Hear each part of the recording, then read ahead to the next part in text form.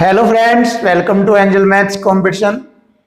Friends, आज की video हमारी ये सेकंड वीडियो है जो एसएससी जीडी के लिए स्टार्ट की गई है। तो फ्रेंड्स, एसएससी जीडी के जो इम्पोर्टेंट क्वेश्चन होंगे आपको मैथ से रिलेटेड, वे सभी क्वेश्चन आपको 1 बाय 1 और चैप्टर वाइज चैप्टर आपको कराए जाएंगे। और यह सीरीज हमारी क्वेश्चनों की छड़ी है, यानी क्वेश्चनों की बाहर आ जाएगी। इस सीरीज में आपको इतने ज्यादा क्वेश्चन कराए जाएंगे, इतने इंपॉर्टेंट क्वेश्चन कराए जाएंगे कि आपका जो मैथ है वो इतना स्ट्रोंग हो जाएगा कि आप किसी भी एग्जाम में आसानी से मैथ को सेकंडों में कर सकते हैं। क्योंकि मैं इस तरह के जबरदस्त क्वेश्चन लेकर आया हूं कि आप हर क्वेश्चन बहुत इजी और खतरनाक तरीके से आसानी से कर पाओगे। और इतने क्वेश्चन दिए जाएंगे आपको और हर टाइप से, हर पॉइंट से रिलेटेड आपको क्वेश्चन देखने को मिलेंगे और बहुत ही ज्यादा आसान और सिंपल रूप में आपको क्वेश्चनों को कराया जाएगा। तो आइए स्टार्ट करते हैं फ्रेंड्स क्वेश्चनों को।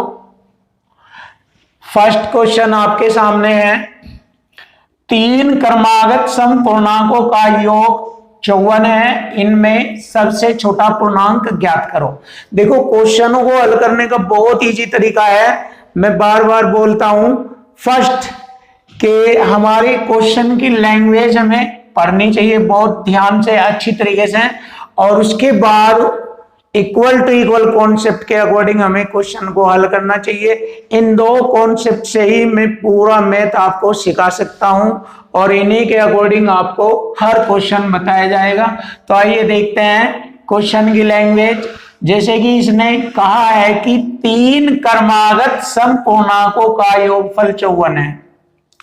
देखो, 3 क्रमागत 1, 2 और 3, यहां पर मैंने 3 डेज रखे हैं। ये 3 डेज इसलिए लगाए हैं क्योंकि यहां पर मैं 3 क्रमागत समपूर्णांकों को ज्ञात कर लूंगा और उन सभी का योगफल दिया है उसने 54। इन तीनों क्रमागत समपूर्णांकों का योगफल है 54। तो इनमें सबसे छोटा पूर्णांक हमें बताना है। तो इस प्रकार के जो भी क्रमागत समपूर्णांक या विषम पूर्णांक संख्याओं का योगफल आ जाए तो हम सबसे पहले ये देखते हैं कि कितनी संख्याओं का योगफल दिया है इसमें। जितनी भी संख्याओं का योगफल दिया होता है उसको योगफल को उन्हीं कुल संख्याओं से हम भाग कर देते हैं और हमें मध्य संख्या ज्ञात हो जाती है।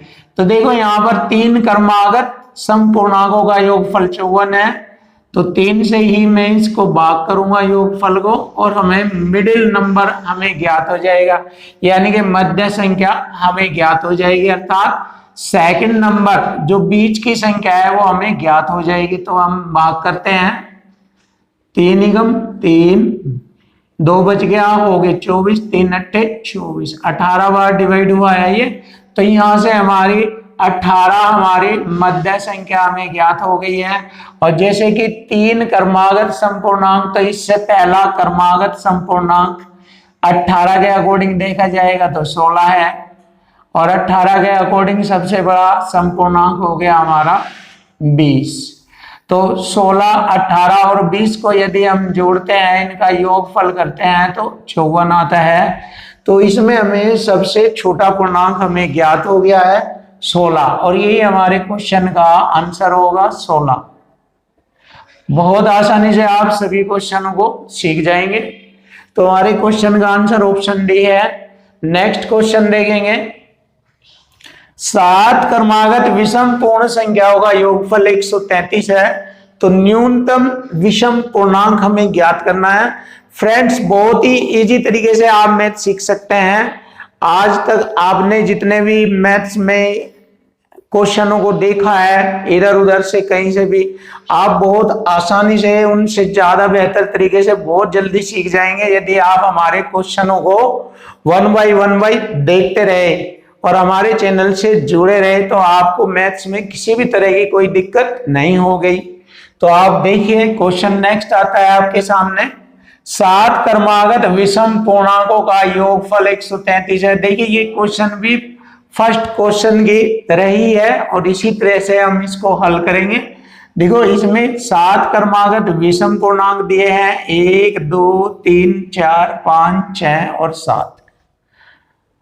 इन सातों का योगफल 133 है। और जैसे कि मैंने बताया था 7 संख्याओं का योगफल दिया है, तो 7 से मैं इसको भाग करूंगा तो हमारा मध्य की संख्या यानी कि मध्य पूर्णांक हमें ज्ञात हो जाएगा। तो मैं भाग करता हूं 7 से 133 को, 7 एकम 7, 6 बज गए, हो गए 63, 7 नम 63 यानी कि 19 सत्ते 133। तो हमें मध्य की संख्या हमें ज्ञात हो गई है 19। इससे पहले हमारी क्रमागत विषम पूर्णांक 17 15 13, इसके बाद की संख्या होगी हमारी 21 23। और जैसे कि क्वेश्चन में पूछा है कि सबसे न्यूनतम विषम पूर्णांक हमें ज्ञात करना है, तो न्यूनतम विषम पूर्णांक हमारा है 13 और यही हमारे क्वेश्चन का आंसर है। ऑप्शन डी हमारे क्वेश्चन का आंसर बनेगा 13। बहुत इजी तरीके से आप हर क्वेश्चन को सीखेंगे। देखिए 3 से विभाजित होने वाली 3 क्रमागत प्राकृतिक संख्याओं का योग 72 है। अब देखो 3 से विभाजित होने वाली 3 क्रमागत, जैसे कि इसने दिया है 3 क्रमागत 1 2 3 और उन सभी का योगफल 72 है। तो मैं 3 से ही इसको डिवाइड करूंगा, जैसे क्वेश्चन अभी नेक्स्ट बताया है। अब हम इसको 3 से डिवाइड करेंगे, 3 दूनी 6, 1 बच गया, 3 चौक 12, 24 बार घटा है, 24 के 72। अब हमारा मिडिल नंबर हमें ज्ञात हो गया है 24। इससे पहला हमारा 3 से विभाजित होने वाला नंबर था 21 और 3 से विभाजित होने वाला बाद का नंबर होगा हमारा 27, 3 नम 27। देखो 3 से विभाजित होने वाली 3 क्रमागत प्राकृतिक संख्याएं हमें मालूम हो गई है। और यदि हम इन सभी को जोड़ते हैं तो सभी का योगफल 72 भी आता है। तो इनमें सबसे बड़ा पूर्णांक हमें ज्ञात करना है कि इसमें सबसे बड़ा पूर्णांक कौन सा है। तो सबसे बड़ा पूर्णांक है 27 और यही हमारे क्वेश्चन का आंसर बनेगा, ऑप्शन बी 27। बहुत ही जबरदस्त तरीके से हर क्वेश्चन आपको कराया जाएगा। जबरदस्त तरीके से आप हमारे चैनल से जुड़े रहे, बने रहे, जिससे कि हम आपकी मैथ्स की हर प्रॉब्लम को फिनिश कर दें। तो आइए देखते हैं नेक्स्ट क्वेश्चन। किसी संख्या का दुगुना करके उसमें 9 जोड़ा जाता है। देखिए किसी नंबर का दुगुना करके उसमें 9 जोड़ा जाता है। देखो क्वेश्चन को लैंग्वेज से ही किया जाएगा और पूरे मैथ को लैंग्वेज से ही किया जाएगा। बहुत आसान हो जाएगा मैथ सीखना आपके लिए, बहुत ही जबरदस्त। तो इस प्रकार प्राप्त संख्या का तिगुना, जिस प्रकार जिसे हमें ये संख्या प्राप्त हुई है इसका 3 गुना।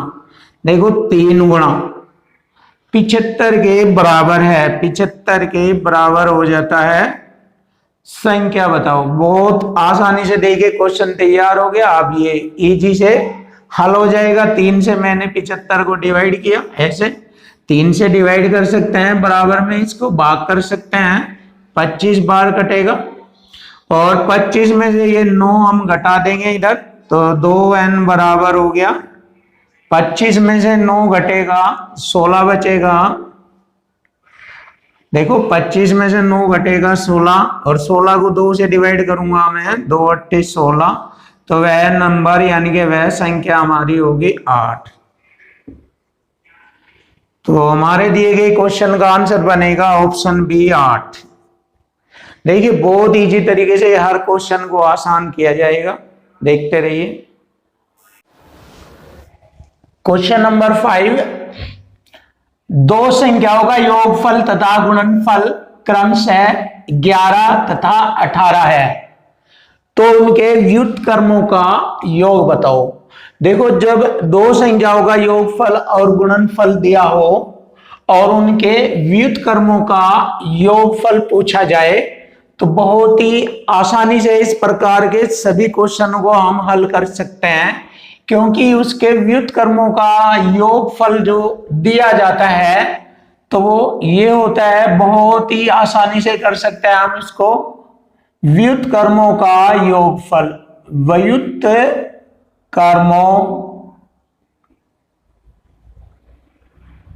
का योगफल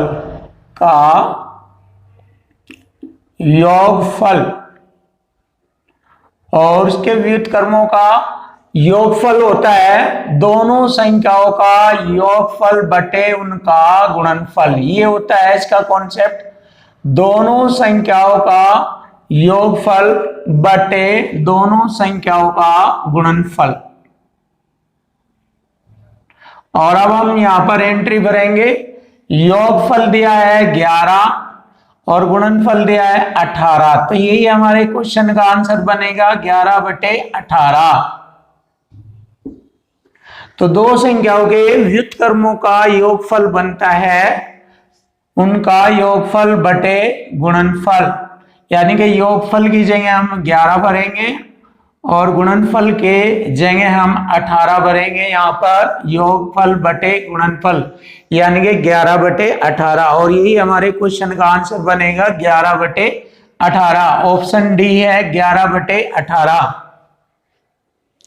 नेक्स्ट क्वेश्चन देखो, बहुत इजी क्वेश्चन बनते चलेंगे, हर क्वेश्चन आपको बहुत आसान लगेगा, बहुत इजी लगेगा, क्योंकि मैं इसको बहुत इजी बना दूंगा, आसान कर दूंगा। तो आप देखते रहिए और सीखिए कि किस तरीके से मैथ को आसान बनाया जाता है।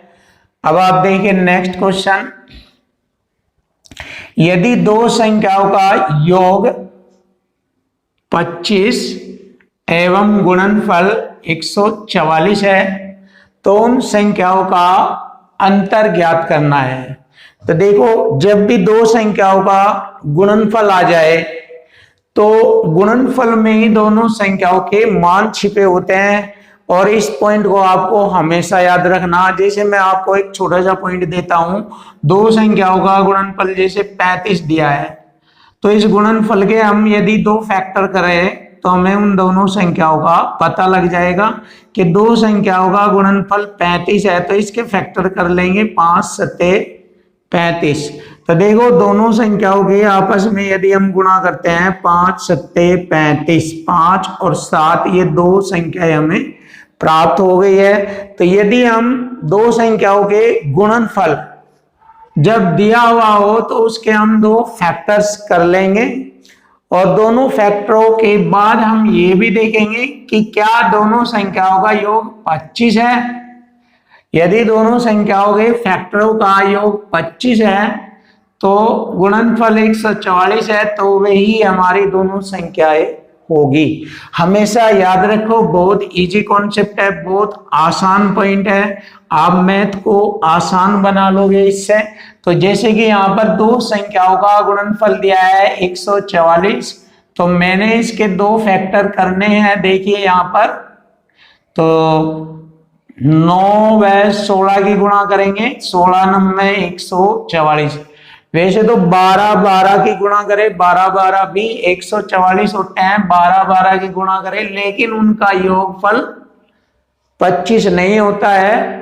जैसे 18 और 8 की गुणा करें, 18 8 144 होता है, बट 18 और 8 उनका योग होता है 26, लेकिन हमें केवल 144 के वे फैक्टर करने होते हैं जिनका योगफल केवल 25 होना चाहिए। तो ऐसे हमारे दो फैक्टर हो गए 16 9 144, 16 और 9 यदि हम जोड़े तो हमें मालूम हो जाएगा कि दोनों का योग 25 होता है। तो यही हमारी दोनों संख्याएं, हमें पता लग गया है कि हमारी दोनों संख्याएं यही है, 16 व 9 या 9 व 16 कह सकते हो आप। तो उन संख्याओं का अंतर हमें बताना है। तो देखिए, बहुत आसानी से अब हम इनका अंतर ज्ञात कर लेंगे। संख्याएं तो हमें पता लग गई, 16 व 9 है, और अंतर इनका हो गया 16 माइनस 9। तो 16 में से 9 घटाएंगे 7, तो दोनों संख्याओं का अंतर हो गया 7, और यही हमारे क्वेश्चन का आंसर बनेगा ऑप्शन सी 7। देखो, बहुत ही आसानी से क्वेश्चन को कर लिया है और आगे भी करते रहेंगे, ये मेरा दावा है। तो देखते रहिए आप। नेक्स्ट क्वेश्चन, जब बड़ा जबरदस्त क्वेश्चन आपके सामने, बहुत ही इंपॉर्टेंट क्वेश्चन आपके सामने, और आप इसको सेकंडों में, चुटकियों में आप आसानी से कर सकते हो। अब देखिए किस तरीके से इसे आसान बनाया जाएगा। देखिए, एक परीक्षा में एक विद्यार्थी प्रत्येक सही उत्तर के लिए 4 अंक पाता है। इसमें बताया गया है कि अगर आप एक प्रश्न का उत्तर देंगे तो आपको 4 अंक मिलेंगे। इसका मतलब हो गया एक क्वेश्चन 4 अंकों का है। बिल्कुल स्पष्ट हो गया है इससे। और यदि प्रत्येक गलत उत्तर दिया जाता है तो 1 अंक काट लिया जाता है। यानी कि अगर आप एक प्रश्न का उत्तर गलत करेंगे तो 1 अंक आपका काट लिया जाएगा और 4 अंक आपको ये भी नहीं मिलेंगे। इसका मतलब ये भी ध्यान रखना है, अगर आपका एक क्वेश्चन गलत हो जाता है तो, क्योंकि हमें मालूम है एक क्वेश्चन 4 नंबर का है और वो गलत हो गया, 4 अंक तो वे नहीं मिलेंगे और 1 अंक ये आपका काट लिया जाएगा। इसका अर्थ हो गया, यदि आप एक क्वेश्चन को गलत करते हैं तो आपके 5 अंक कट जाएंगे या यूं मान लीजिए 5 अंक घट जाएंगे।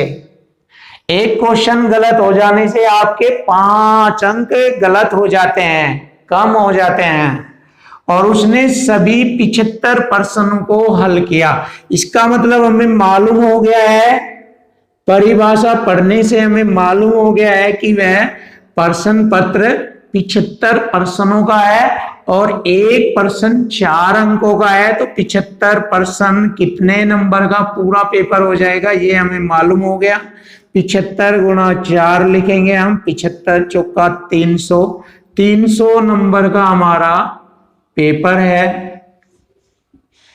देखो 300 नंबर का हमारा पेपर है और उसने जब उस 300 नंबर के पेपर को हल किया तो उसे 125 अंक प्राप्त हुए। 300 में से 125 यदि हम घटाएंगे तो हमें प्राप्त होता है, 300 में से 125 घटाने पर 175 हमारा शेष बचता है और ये हमारे गलत अंकों की संख्या, गलत कटे हुए अंकों की संख्या है। ये देखो 300 नंबर का पूरा पेपर है और उसे प्राप्त हुए केवल 125, तो गलत कटे 175 अंक। और जैसे कि मैंने लैंग्वेज से आपको बताया था कि यदि एक क्वेश्चन आप गलत करते हो तो एक क्वेश्चन गलत होने से 5 अंक गलत हो जाते हैं। तो गलत को गलत से हम डिवाइड करेंगे, 5 से यहाँ पर डिवाइड किया जाएगा इसे, तो गलत प्रश्नों की संख्या हमें ज्ञात हो जाएगी। तो काटते हैं इसको 5 से, 5 तिये 15, 2 बच गए, हो गए 25, 5 पंजे 25। तो हमें मालूम हो गया है कि उस विद्यार्थी ने गलत प्रश्नों को हल किया था 35, तो 35 गलत प्रश्न हल किए थे। तो उसके द्वारा सही हल प्रश्नों की संख्या हमें निकालनी है। तो सही प्रश्न किए 75 में से 35 घटाएंगे 0, 7 में 3 घटाया 4, 40 क्वेश्चन उस विद्यार्थी ने बिल्कुल सही किए थे, जो कि हमारे क्वेश्चन का आंसर बनता है ऑप्शन सी 40। तो 40 क्वेश्चन सही किए गए थे, यही हमारे क्वेश्चन का आंसर है ऑप्शन सी 40। नेक्स्ट क्वेश्चन देखिए, जबरदस्त क्वेश्चन है ये भी, इसको ऊपर हल करेंगे यहां पर। चलिए देखें, बहुत जबरदस्त क्वेश्चन आपके सामने।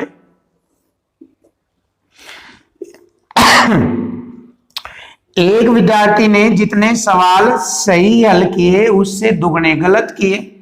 देखो राइट मतलब सही हल किए जितने क्वेश्चन, उससे दुगने उसने गलत क्वेश्चनों को हल किया। मतलब जितने सही किए उससे दुगने गलत कर दिए उसने, और इस प्रकार सारे प्रश्न हल किए। यदि उसने 48 सवालों को हल किया है तो सही सवालों की संख्या बताए। देखिए हो गया इक्वल टू इक्वल, टोटल सवाल हल किए गए हैं 48 और हमारे टोटल हल किए गए हैं सही गलत मिलाकर 3, टोटल 3। तो हो गया इक्वल टू इक्वल। लैंग्वेज और इक्वल टू इक्वल से ही हमारा मैथ आसान होता है। विश्वास करो, यकीन करो, आपके हर क्वेश्चन हर चैप्टर के बहुत इजी बन जाएंगे, हर चैप्टर के क्वेश्चन आसान हो जाएंगे।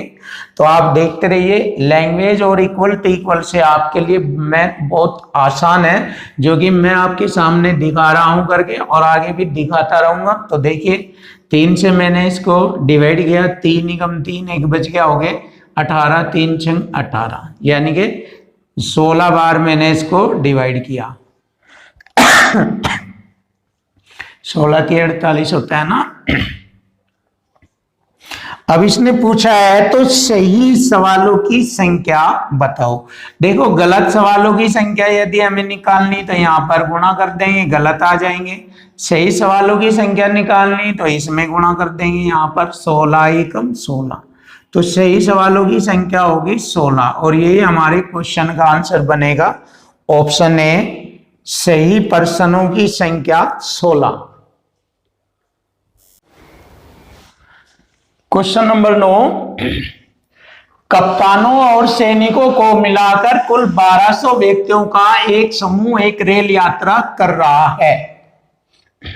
देखो रेल में कप्तान और सैनिक जा रहे हैं, जिसमें टोटल व्यक्तियों की संख्या 1200 दी गई है।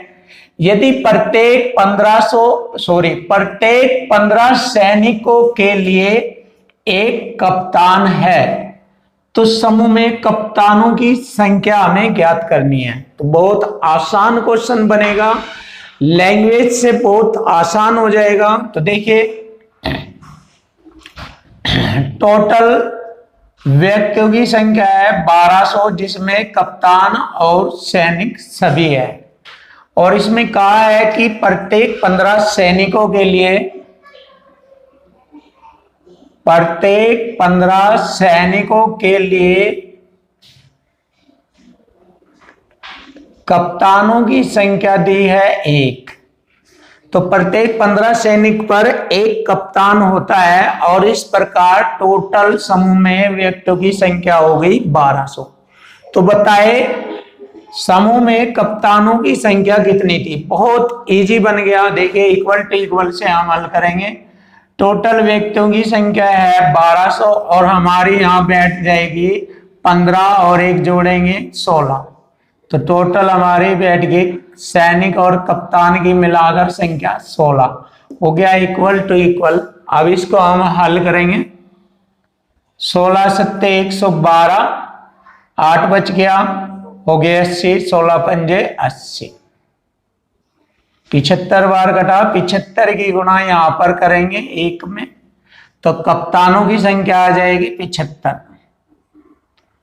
तो 75 कप्तानों की संख्या थी। तो यही हमारे क्वेश्चन का आंसर है, ऑप्शन बी 75। तो कप्तानों की संख्या थी 75। नेक्स्ट क्वेश्चन बहुत ही जबरदस्त और बहुत आसान तरीके से क्वेश्चन हल करेंगे। किसी संख्या को 3 से भाग देने पर शेषफल 1 आता है। देखो इधर हम भाजक संख्या लिखेंगे और इधर लिख लेंगे शेष।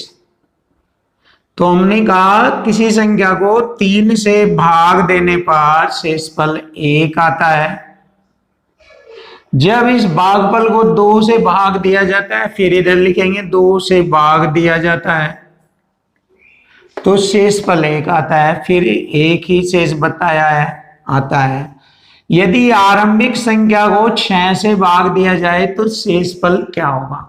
अब हमें सबसे पहले संख्या ज्ञात करनी है, और उस संख्या को फिर 6 से भाग देंगे, तब हमें शेष ज्ञात करना होगा। देखो भाजक संख्या इधर लिखेंगे, शेष संख्या इधर, और बीच में यहाँ पर भागफल 1 लिखा करते हैं। इस प्रकार के जितने भी क्वेश्चन होंगे वे सभी इसी तरह से किए जाते हैं। भागफल 1 मानकर हल किया जाएगा। देखो भाजक की और भागफल की आपस में गुणा करने पर शेषफल उसमें जोड़ा जाता है, तो इस प्रकार हमें संख्या ज्ञात हो जाती है। तो भाजक और भागफल की गुणा 2 एकम 2 और 1 जोड़ेंगे शेषफल 2 एकम 2 और 1 3, यहां पर लिखेंगे। इसी प्रकार यहां पर 3 तिये 9 और 1 जोड़ेंगे 10। तो इस प्रकार यह हमारी संख्या हमें मालूम हो गई है, देख लीजिए आप। एक बार फिर रिपीट करें, 2 एकम 2 और 1 जोड़ा 3, 3 तिये 9 और 1 जोड़ा 10। तो ये हमारी संख्या आ गई। अब जैसे कि उसने कहा है कि आरंभिक संख्या को यानी कि 10 को 6 से भाग दिया जाए। अब 6 से भाग दिया जाए तो शेषफल क्या होगा? तो देखिए बहुत आसानी से पता लगा लिया मैंने। 6 एकम 6 तो शेषफल 4 होगा और यही हमारे क्वेश्चन का आंसर बनेगा। ऑप्शन बी है शेषफल 4। बहुत इजी कॉन्सेप्ट, बहुत आसान तरीका जो आपके मैथ को सेकंडों में हल करेगा और आपको मैथ का महारथी बना देगा। तो आइए नेक्स्ट क्वेश्चन भी देखेंगे इसी प्रकार से।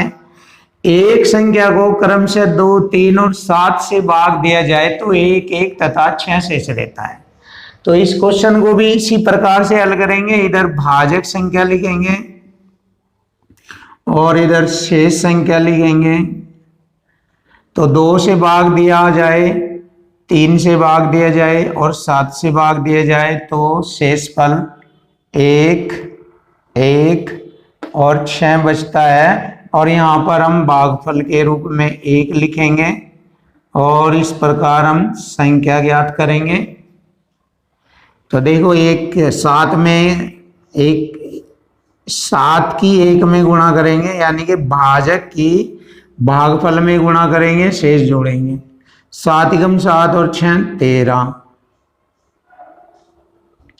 अब 13 में करेंगे 3 की 13 3 39 और 1 40।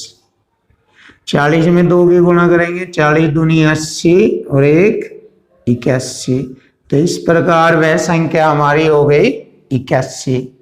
अब इसने कहा है कि संख्या को 42 से भाग दिया जाए। अब यदि मैं इस संख्या को 42 से भाग दूंगा तो शेषफल क्या बचेगा? और ये हमारे क्वेश्चन का आंसर आएगा।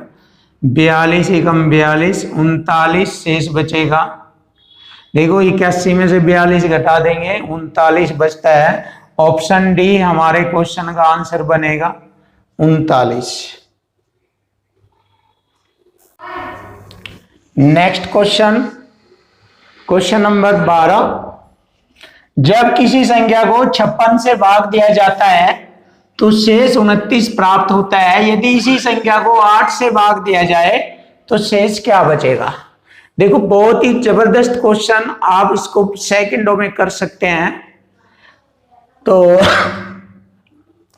जब भी हमें इस प्रकार के क्वेश्चन देखने को मिलते हैं कि किसी संख्या को 56 से भाग दिया जाए तो शेष 29 प्राप्त होता है और इसी संख्या को 8 से भाग दिया जाए तो शेष क्या होगा, तो इसका बहुत ही प्यारा और आसान ट्रिक्स होता है। आप इसको आसानी से कर सकते हैं। ऐसे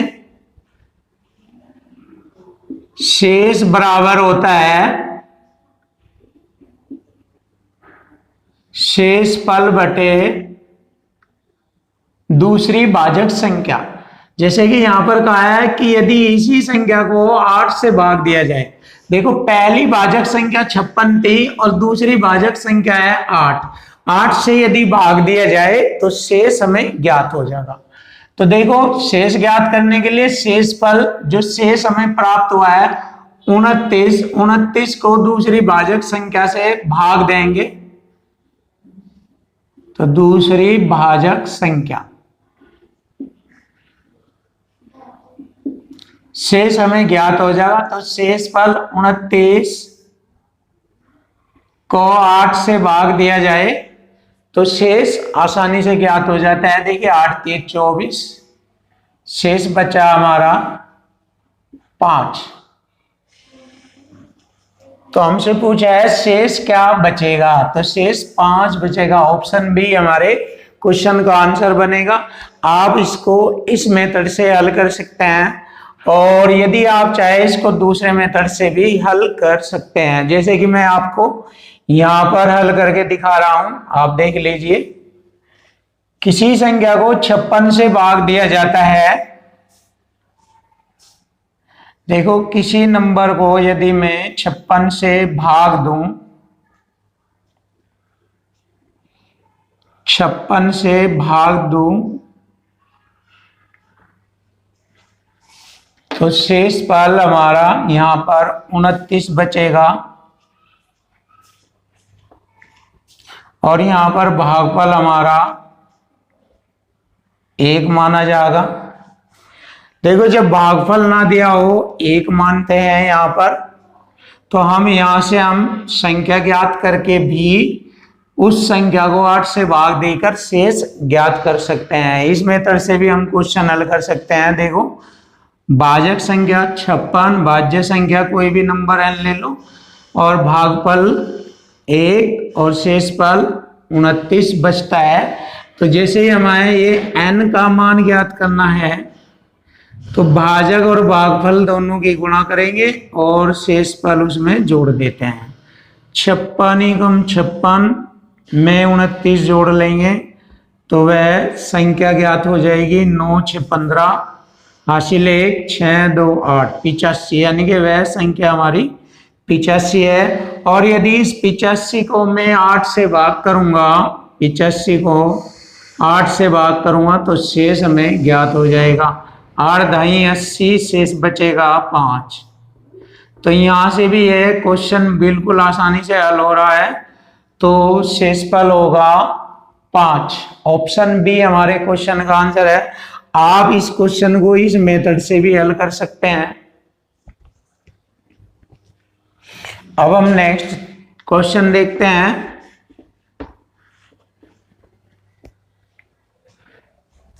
नया क्वेश्चन हमारे सामने 1 5 6 स्टार 9 4 2, यह एक 7 डिजिट का नंबर है और यदि इस संख्या में लुप्त अंक, जो कि स्टार के स्थान पर यह बताया गया है, लुप्त अंक ज्ञात करो ताकि यह संख्या 11 से विभक्त हो जाए।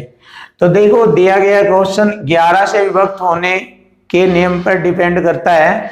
तो आप सभी को जैसे कि मालूम है कि कोई संख्या यदि 11 से विभक्त करनी है तो इसके 2 कॉन्सेप्ट होते हैं। पहला कॉन्सेप्ट ये होता है कि दी गई संख्या के सम और विषम स्थान पर आए हुए अंकों के योग का अंतर 0 होना चाहिए या फिर अंतर 11 का मल्टीपल होना चाहिए। तो ये 2 कॉन्सेप्ट होते हैं इसके। इसी कॉन्सेप्ट से हम इसको हल करते हैं।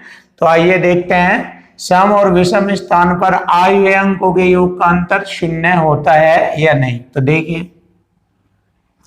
पहला स्थान 1 विषम, फिर 1 छोड़ देंगे, विषम विषम विषम। विषम स्थानों पर आए हुए अंकों के योग को देखेंगे कितना है इनका योग, 6 1 7, 7 में 9 जोड़ेंगे 16, 16 2 18। अब हम सम स्थान पर देखते हैं। सम स्थान पर आया हुआ अंक 5, फिर सम स्थान पर स्टार, फिर सम स्थान पर आ गया 4। तो जोड़ेंगे 5 और 4 9 और जमा स्टार। अब देखो हमें इसका 0 करने के लिए 18 में से 18 घटाया जाएगा तो 0 हमें प्राप्त होगा। तो इसलिए स्टार के स्थान पर हमें क्या रखना चाहिए जिससे कि यह 11 से पूरी विभक्त हो जाए।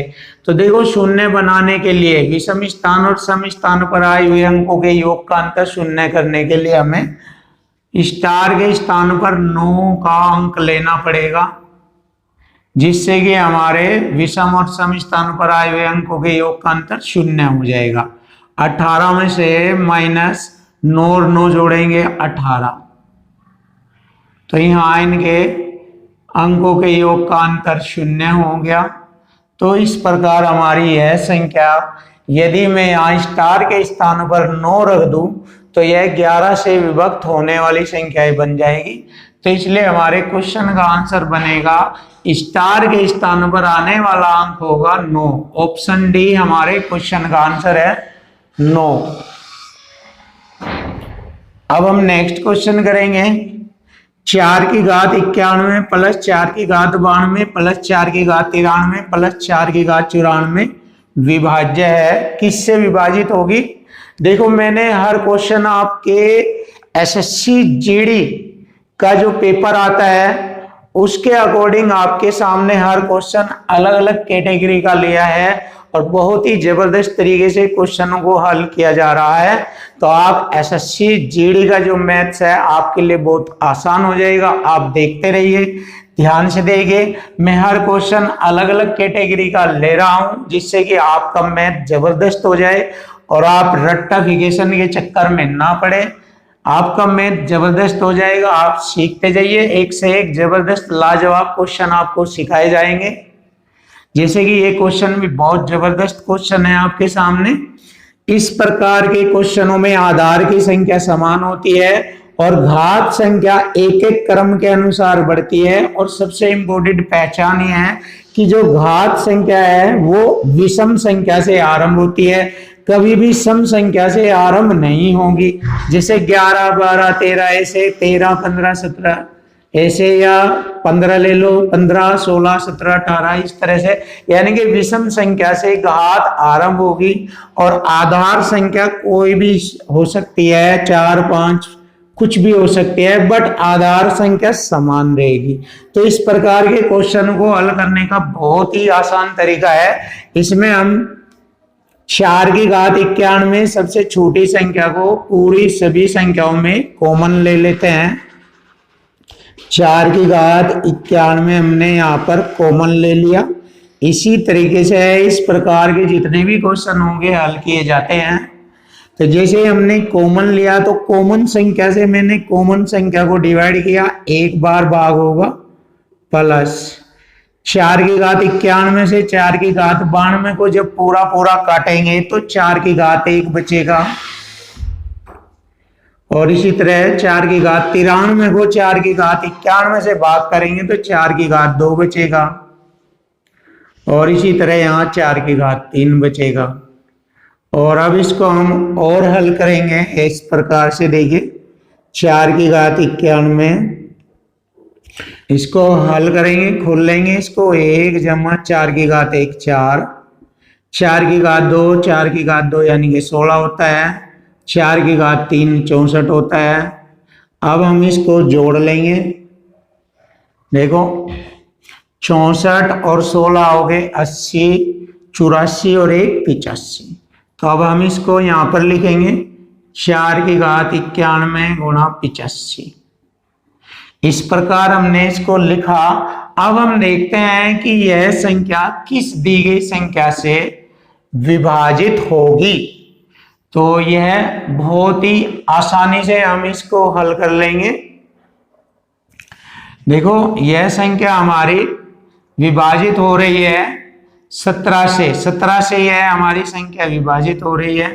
17 पंजे 85, क्योंकि 17 के पाड़े में ये हमारा 85 पूरा पूरा विभाजित हो रहा है और ये हमारा भागफल माना जाएगा।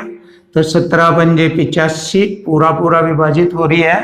तो जैसे ही क्वेश्चन में कहा है 4 की घात 91 प्लस 4 की घात 92 प्लस 4 की घात 93 4 की घात 94 विभाज्य होगी किस संख्या से? ऑप्शन ए, बी, सी और डी में 17 से यह पूरी पूरी विभाजित होती है और यही हमारे क्वेश्चन का आंसर है, ऑप्शन ए 17। अब हम नेक्स्ट क्वेश्चन देखते हैं। 7 की घात 19 से एक कम संख्या किससे विभाजित होगी? देखो लैंग्वेज में बहुत बारीकी से लिखा गया है, एक कम संख्या, बहुत ध्यान से समझना है इसको और लिखना है। देखिए 7 की घात 19 से एक कम इस प्रकार लिखेंगे इसको, किससे विभाजित होगी। अब देखो मैंने एक कम किया है तो अब इसको मैं यहां पर विभाजित करूंगा कि यह किससे विभाजित होगी और ये हमें पता लगाना है।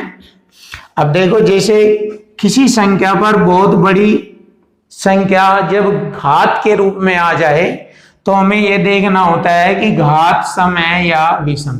यदि घात विषम है तो आरंभिक विषम अंक 1 या 3 लेते हैं, और यदि घात सम है तो आरंभिक अंक 2 लेते हैं या 4। देखिए अगर 1 से काम ना चले तब लेते हैं 3, और यदि 2 से काम ना चले तो तब लेते हैं 4, और यदि 1 से ही चल जाए तो 3 लेने की आवश्यकता नहीं होगी। तो यहाँ पर हमारी घात विषम है। तो अब हम देखते हैं कि 7 की घात 19 घात विषम है, बड़ी घात है, तो यहाँ पर विषम घात होने के कारण इसमें हम सबसे पहले लेते हैं घात 1। तो 7 की घात 1 लेंगे -1। अब हमारा काम चल जाएगा, क्योंकि 7 की घात 1 7, 7 में से 1 घटाएंगे 6 बचेगा, तो हमारा काम चल गया है। तो हमें मालूम करना है कि यह किससे विभाजित होगी। तो 6 को हम देखते हैं ऑप्शन ए, बी, सी और डी, किससे? 6 से। तो यह 6 से पूरी विभाजित होती है। तो हमारे क्वेश्चन का आंसर बनेगा ऑप्शन डी 6। तो दिए गए क्वेश्चन को हम विभाजित कर सकते हैं 6 से। तो यही हमारे क्वेश्चन का आंसर है 6। क्वेश्चन नंबर 16, भेड़ तथा गडरियों के एक समूह में 16 पैर है। जो सिर की संख्या से 10 अधिक है तो भेड़ों की संख्या ज्ञात करो। देखो बहुत ही जबरदस्त क्वेश्चन है। मैं इस प्रकार के क्वेश्चनों को कहता हूं सिर और पैर वाले प्रश्न। जब सिर और पैर वाले प्रश्न आ जाते हैं तो उन्हें हल करने का एक बहुत ही प्यारा कॉन्सेप्ट होता है। जैसे कि क्वेश्चन में सिरों की संख्या और पैरों की संख्या आ जाती है, और उसमें 2 तरह के जीव ऐसे दिए जाते हैं जिसमें 2 पैर वाले और 4 पैर वाले जीव होते हैं। तो इस प्रकार के क्वेश्चनों को हम बोलते हैं सिर पैर वाले प्रश्न। तो सिर पैर वाले प्रश्नों को हल करने का जबरदस्त तरीका है। तो आइए देखिए किस तरीके से हम उसको हल करेंगे। देखो यहां पर मैं इसको बता रहा हूं इस क्वेश्चन को, और इन दोनों को हल करने का तरीका जो है बहुत ही आसान है। तो उसमें 2 पैर वाला जीव दिया जाएगा और 4 पैर वाला। तो 2 पैर वाला और 4 पैर वाला होता है। तो इसमें सिरों की संख्या में देखो सिरों की जो संख्या होती है, सिर संख्या, ध्यान से देखो सिर संख्या में यदि हमसे पूछा जाए कि 2 पैर वाले जीवों की संख्या बताओ, तो 4 पैर वालों की गुणा कर देंगे। और यदि 4 पैर वाले जीवों की संख्या पूछी जाए तो 2 पैर वाले जीवों की, यानी कि 2 पैर से हम उसमें गुणा कर देंगे। आप ध्यान से देखो बहुत आसान है। सिर संख्या में हमें गुणा करनी होती है। यदि 4 पैर वाले जीवों की संख्या पूछे तो 2 पैर वाले, यानी कि 2 पैर से 2 पैरों की संख्या से गुणा करेंगे। और यदि 2 पैर वाले जीवों की संख्या पूछे तो 4 पैर वाले के जो 4 पैर है उन 4 पैरों की संख्या के हम सिर संख्या में गुणा करते हैं। और फिर उन दोनों के अंतर को, यहाँ इन दोनों के पैरों के अंतर से हम उसको भाग कर देते हैं, तो हमारे आसानी से संख्या प्राप्त हो जाती है। तो आइए आप इसको देख लीजिए, आपको मालूम हो जाएगा कितना आसान है। ये बहुत आसान है, मैं आपको करके दिखाऊंगा। सबसे पहले हम देखते हैं क्वेश्चन में भेड़, ये 2 पैर वाला जीव है, सॉरी भेड़ ये 4 पैर वाला जीव है। जैसे भेड़ बकरियां होती है ना, वो है ये यहाँ पर भेड़। 4 पैर, भेड़ के 4 पैर होते हैं। तथा गडरिया एक आदमी होता है जो उनको चराने का काम करता है। तो इसके पैरों की संख्या है 2। तो ये 2 पैर वाला जीव है। मैंने आपको ये खास बात बताई है कि सिर पैर वाले क्वेश्चनों में 2 पैर और 4 पैर वाले जीवों को दिया जाएगा, और उसमें सिर और पैरों की संख्या भी होगी, और सिर संख्या में पैरों की संख्या से गुणा करेंगे। उसके बाद आपको क्या करना है मैं बताऊंगा आपको। देखिए तो जैसे कि हमें मालूम हो गया है भेड़ों के पैरों की संख्या 4, गडरिया के पैरों की संख्या 2 हो गई। और ये एक समूह बना लिया इन दोनों का, तो इस समूह में 16 पैर है, यानी कि उन सभी के जिसमें भेड़ और गडरिया दोनों को, यानी कि इन सभी की संख्या को मिलाकर देखा कि उनके पैरों की संख्या 16 है, यानी कि भेड़ और गडरिया के कुल पैरों की संख्या 16 है, जो सिर की संख्या से 10 अधिक है। इसका मतलब हमें सिर की संख्या मालूम करनी होगी। जो सिर की संख्या से, देखो लैंग्वेज से ही पता लग रहा है, सिर की संख्या से 10 अधिक है, यानी कि सिर की संख्या से 10 अधिक है। इसका मतलब हो गया सिर 6 है। देखो सिर की संख्या 6 से 10 ज्यादा है, ये देख लीजिए आप, 6 से 10 ज्यादा है ये। यदि मैं 6 में 10 जोड़ू 16 हो गए ना, देख लीजिए, जो सिर की संख्या से 10 ज्यादा है, तो यानी कि सिर की संख्या हो गई यहां पर 6, और पैरों की संख्या दी है हमें, ये रही। यही तो लैंग्वेज है इसकी, बहुत ही इंपॉर्टेंट। तो ये हो गया सिर पैर वाले पर्सन। तो इसमें डायरेक्ट सिर और पैर की संख्या स्पष्ट नहीं दिखाई गई है, बस पैरों की संख्या दी गई है, डायरेक्ट सिर की संख्या नहीं दी गई है। तो मैंने लैंग्वेज से ही इसको तैयार किया, सिर और पैर वाले पर्सन होंगे। अब जैसे कि मैंने आपको बताया था कि देखेंगे किससे पूछा गया है, भेड़ों की संख्या पूछी गई है। तो भेड़ों की संख्या, और भेड़ 4 पैर वाली होती है। तो जैसे कि मैंने बताया था, यदि 4 पैर वालों की पूछे संख्या, तो 2 पैर वालों की पैरों की संख्या से गुणा करेंगे सिर संख्या में। तो सिर में हम गुणा कर लेंगे 2 पैर वालों की, 2 छिक 12 पैर हो जाएंगे।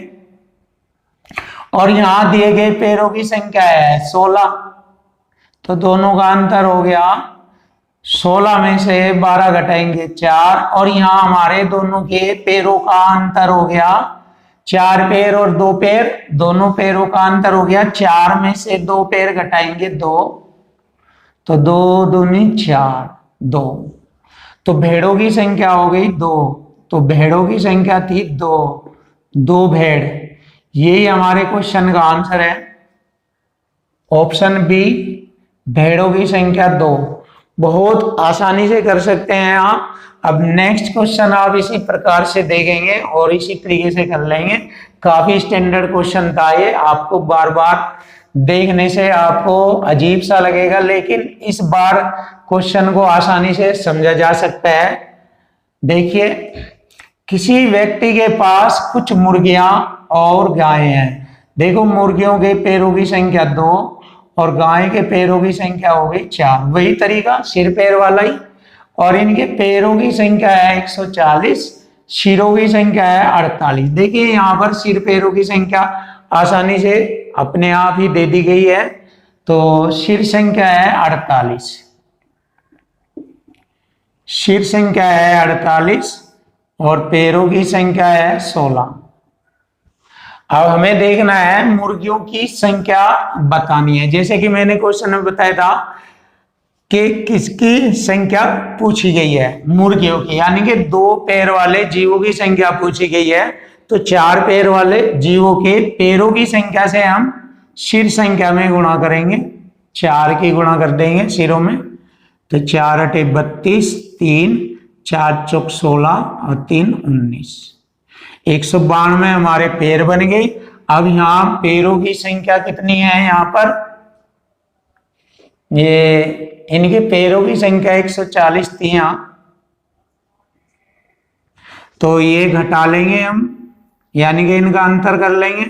192 में से 140 घटाएंगे 52 बचता है, और यहाँ इनके दोनों के पैरों का अंतर आता है 2, उससे हम इसको भाग कर देंगे। 2 से 52 को काटा 26 बार कटेगा, और यही मुर्गियों की संख्या होगी। तो हमारे क्वेश्चन का आंसर बन गया मुर्गियों की संख्या 26। क्वेश्चन नंबर 18, एक फुटबॉल टूर्नामेंट में 7 विभिन्न टीमों के लिए 87 खिलाड़ी है। प्रत्येक टीम में कम से कम 12 खिलाड़ी है। किसी एक टीम के लिए सबसे बड़ी संख्या क्या होगी?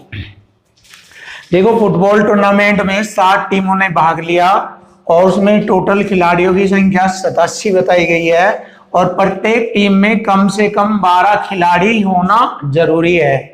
तो किसी एक टीम में अधिक से अधिक या बड़ी से बड़ी संख्या हमें ज्ञात करनी है कि खिलाड़ियों की बड़ी से बड़ी या अधिक से अधिक संख्या क्या होगी, किसी एक टीम में हमें मालूम करना है। तो देखो, 7 टीमों में 12-12 तो अवश्य होने चाहिए।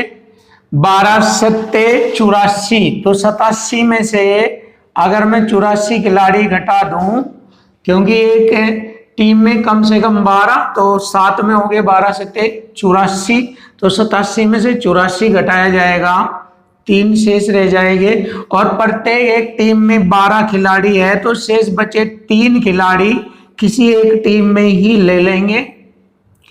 तो किसी एक टीम में अधिकतम खिलाड़ियों की संख्या हो जाएगी 15 और यही हमारे क्वेश्चन का आंसर बनेगा। तो किसी एक टीम के लिए सबसे बड़ी संख्या, जो कि खिलाड़ियों की सबसे बड़ी संख्या होगी किसी एक टीम में, वह 15 होगी। तो यही हमारे क्वेश्चन का आंसर होगा, ऑप्शन सी 15।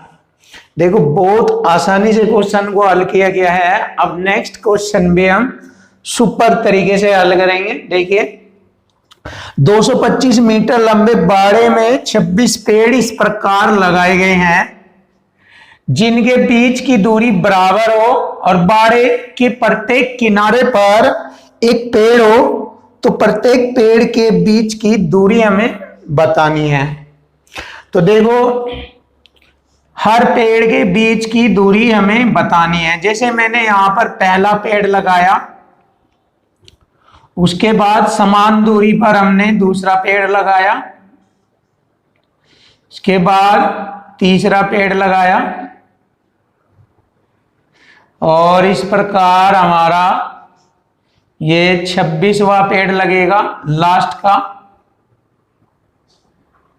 क्योंकि इसमें बताया है 225 मीटर लंबे बाड़े में 26 पेड़ इस प्रकार लगाए गए हैं। तो 26वां पेड़ है ये हमारा पहला, दूसरा और तीसरा और ये डैश डैश 26वां पेड़ है।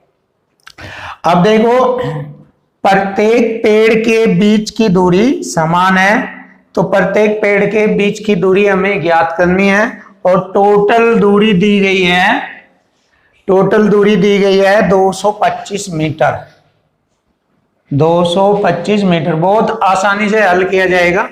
देखो, एक दूरी को ज्ञात करने के लिए मुझे 2 पेड़ लगाने पड़ते हैं। जैसे फर्स्ट से सेकंड पेड़, यानी कि पहला पेड़ लगाया उसके बाद दूसरा पेड़ लगाया, तो 2 पेड़ों को लगाकर दूरी ज्ञात की जाएगी। पहला पेड़, दूसरा पेड़, और यहां से यहां लोग की दूरी। अब आगे दूसरे से तीसरे पेड़ तक ये 2 दूरी। देखो, 2 दूरी ज्ञात करने के लिए 3 पेड़ लगे हैं, यानी कि लास्ट के पेड़ की काउंटिंग जब होगी जब उससे अगला पेड़ लिया जाएगा। जैसे लास्ट का पेड़ यहाँ 26वां है, 26वें से इसकी दूरी अगले के बताने के लिए तब की जाती है जब इससे अगला पेड़ लगाएंगे, तब इसको काउंटिंग में लिया जाएगा और दूरी भी तय की जाएगी। लेकिन अब हमारा लास्ट 26वां पेड़ है, तो अब इसे काउंटिंग में नहीं लिया जाएगा। काउंटिंग में सिर्फ 25वां पेड़ लिया जाएगा, 25वां पेड़, क्योंकि 25 और 26 के बीच की दूरी यहां तक हो जाएगी और हमारे पेड़ लगे हैं टोटल 26, तो काउंटिंग में दूरी आएगी केवल 25 दूरी आएगी, बराबर बराबर बराबर बराबर 25 दूरी बैठेगी। आप ध्यान से देखिए, यानी कि 26 पेड़ लगे हैं, तो लास्ट का पेड़ हम काउंटिंग में नहीं लेंगे, तो 25वें पेड़ से 26वें पेड़ की दूरी तक की हमारी टोटल 25 स्टेप बैठते हैं। इस तरीके से 25 स्टेप बैठेंगे, तो 25 स्टेप यानी कि 25 से यदि मैं 225 मीटर की दूरी को भाग दूं तो हर पेड़ के बीच की दूरी आ जाएगी 25 नम्मा 225, 25 नम्मा 225 यानी कि 9 मीटर आ जाएगी प्रत्येक पेड़ के बीच की दूरी, जो कि बहुत ही आसानी से किया जा सकता है। और हमारे क्वेश्चन का आंसर आ गया ऑप्शन ए 9 मीटर। तो हर पेड़ के बीच की दूरी होगी 9 मीटर। क्वेश्चन नंबर 20, यदि x स्टार y बराबर है x जमा 2 का whole square into y minus 2 तो 7 स्टार 5 का मान बताओ। जैसे कि क्वेश्चन में बहुत ही स्पष्ट रूप से दिया गया है कि ये एक तरीका है x स्टार y बराबर x जमा 2 का whole square into y minus 2, यानी कि इस x स्टार y को इस रूप में लिखा गया है। तो इसी प्रकार 7 स्टार 5 को जब हम इस प्रकार से लिखेंगे तो इसका मान क्या होगा, ये हमसे पूछा गया है। बहुत आसानी से हम इसको कर सकते हैं। जैसे कि देखिए x स्टार y, तो यहां पर भी हम 7 स्टार 5, तो जैसे मैंने x स्टार y को लिखकर बताया है उसी प्रकार 7 स्टार 5 को लिखेंगे और हमारा मान आ जाएगा। देखो x यहां पर है तो x के स्थान पे ये हमारा 7 प्लस 2 का होल स्क्वायर इंटू वाई के स्थान पर 5 माइनस 2, और इसको हल कर लेंगे। 7 और 2 जोड़ेंगे 9 का वर्ग 81 गुणा 5 में से 2 घटाएंगे 3, तो 81 हो जाएगा 3 कम 3 और 3 अट्ठे 24, 243, और यही हमारे क्वेश्चन का आंसर बनेगा ऑप्शन बी 243। देखो आसानी से क्वेश्चन को हल कर दिया गया है। अब हम नेक्स्ट क्वेश्चन भी देखेंगे और मैथ को बहुत ही आसान बनाएंगे। और वास्तव में मैथ आसान ही होता है यदि इसकी लैंग्वेज को और इसके हर कॉन्सेप्ट को या हर पॉइंट को बहुत बारीकी से और अच्छी प्रकार से अच्छी तरीके से यदि देखा जाए तो रियल में मैथ बहुत आसान होता है। और ये जरूरी नहीं कि ये हल्के क्वेश्चन आपके सामने दिखाई दिए गए हैं कि इस तरह से आसान हो गए हैं। बहुत ही जटिल से जटिल और डिफिकल्ट और बड़े बड़े 4-4, 5-5, 6-6 लाइन के क्वेश्चन भी बहुत आसान हो जाते हैं। बस उसकी लैंग्वेज और कॉन्सेप्ट को और इक्वल टू इक्वल कॉन्सेप्ट को ध्यान में रखते हुए यदि आप उनको हल करेंगे तो बहुत आसान होंगे वे सभी। देखिए नेक्स्ट है, इससे पहले मैंने राकेश यादव सर की बुक्स चलाई हुई है, उसमें मैंने बहुत सारे चैप्टर 1 बाय 1 कराए हुए हैं। और उसमें मैंने अगर एक चैप्टर हमारा 300 क्वेश्चन होगा है तो 300 के 300 क्वेश्चन उसमें 1 बाय 1 कराए गए हैं। और उसमें हर डिफिकल्ट और टफ से टफ और कठिन से कठिन क्वेश्चन को भी मैंने बहुत इजी तरीके से और आसान रूप में सोल्व करके दिया है। तो आप उसको देख लीजिए, बहुत ही अच्छा और बहुत ही आसानी से समझ में आ जाएगा। तो उसी प्रकार से मैंने आज ये आपके सामने एक एसएससी जीडी के लिए नए तरीके से और एसएससी जीडी के जो मैथ का लेवल होता है उसी लेवल के अकॉर्डिंग क्वेश्चनों को लिया है। तो इसमें हर टाइप का क्वेश्चन आपको देखने को मिलेगा। तो आइए देखते हैं नेक्स्ट क्वेश्चन। 3 गुणा 38 गुणा 537 गुणा 1256 में इकाई का अंक हमें ज्ञात करना है। तो जैसे कि कोई भी कितने भी बड़े अंकों की संख्या हो उसका इकाई का अंक उसका लास्ट अंक है, इकाई स्थान पर आने वाला अंक ही इकाई का अंक कहलाता है। तो यहाँ पर दी गई संख्याओं का गुणनफल दिया गया है और इस गुणनफल में हमें इकाई का अंक हमें बताना है। तो इनके इकाई अंकों की यदि हम आपस में गुणा करें तो हमें इकाई अंक ज्ञात हो जाएगा। तो दिए गए संख्याओं के गुणनफल में मैंने इकाई अंक को चिन्हित कर लिया है। अब इनके हम गुणा करेंगे 3 अठे 24, 24 में इकाई अंक 4 आ गया, 4 की गुणा करेंगे 7 में इकाई अंक में 4 सते 28, इसमें इकाई अंक 8 आ गया, 8 की गुणा करेंगे 6 में 8 छंग 48, इसमें इकाई अंक 8 आ गया और यही हमारे क्वेश्चन का आंसर है, इकाई अंक 8। ऑप्शन डी हमारे क्वेश्चन का आंसर बनेगा। तो दिए गए संख्याओं के गुणनफल में इकाई अंक होगा 8। अब हम नेक्स्ट क्वेश्चन करेंगे। संख्या 17 की घात 1919 प्लस 11 की घात 1919 प्लस 7 की घात 1919 के इकाई स्थानांक हमें ज्ञात करना है। अब जैसे कि आप सभी जानते हैं कि बहुत बड़ी बड़ी घात आ जाती है और उसमें इकाई अंक यदि पूछा जाए तो घात को 4 से भाग देकर उसको आसान बना लिया जाता है। सबसे इंपॉर्टेंट बात यह है और यह इन सभी पर लागू हो जाएगा, कोई दिक्कत वाली बात नहीं होगी। आप आसानी से इसको ज्ञात कर सकते हैं। घातों को 4 से भाग करेंगे, जो शेष बचेगा वही संख्या की घात मानकर उसको फिर हम हल कर लेते हैं।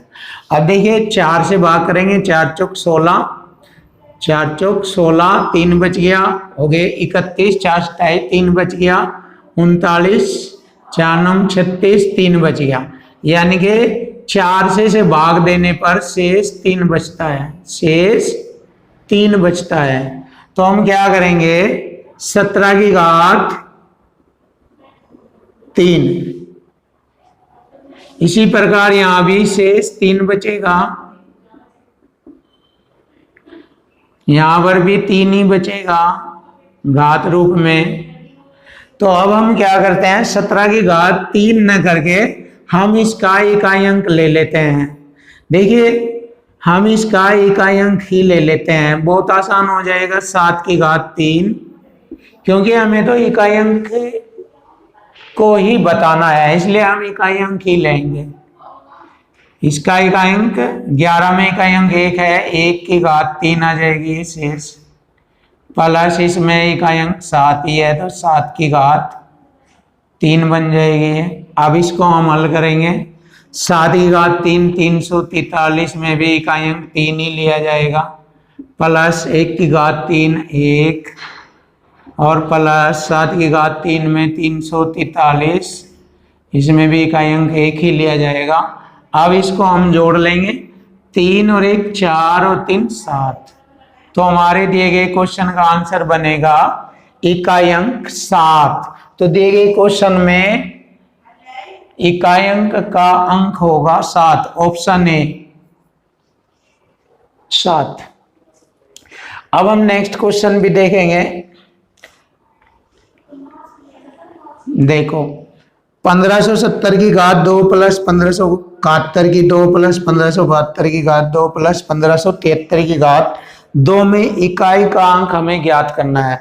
देखो 4 से घातों को जब भाग किया जाता है, यदि घात 4 से बड़ी या उससे बड़ी होती हो, लेकिन जो 4 से छोटी घात आ जाए, 3 आ जाए, 2 आ जाए, तो वहां पर घातों को 4 से भाग नहीं किया जाता, बल्कि घात के अकॉर्डिंग ही उस संख्या को हम हल कर लेते हैं और उसके बाद उसका इकाई अंक ज्ञात करते हैं।